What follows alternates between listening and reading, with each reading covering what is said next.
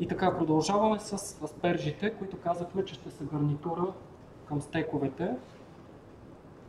Като естествено класическия стек е пепър стек.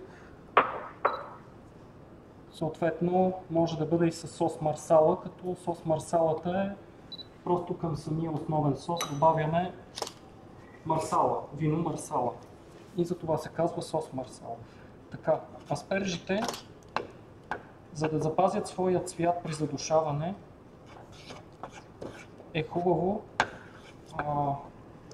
да се сложи малко зехтин, но тъй като в момента маслото ми е така любимо, ще го направя в масло.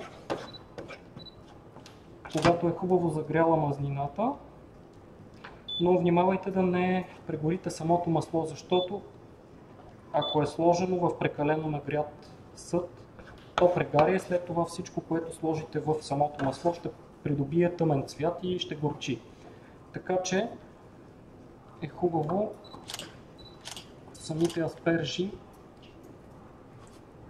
да бъдат възможно най-малко обработени термично, за да се запази техния цвят и крехкост. Съответно така ще може да усетите техния реален вкус, защото може да се прегорят наистина, което няма да бъде добър вариант нито за вас, нито за аспержите. По същия начин, не само с аспержите, а с всички задушени зеленчуци може да се процедира, като всеки желая да получи оптималния вариант на своето ястие. Така, след като сме приготвили аспержите и самите стекове, ще ви покажем каква е разликата в самите степени на изпичане, в самите меса и колко време би отнело за самата степен на изпичане и нейното приготвяне.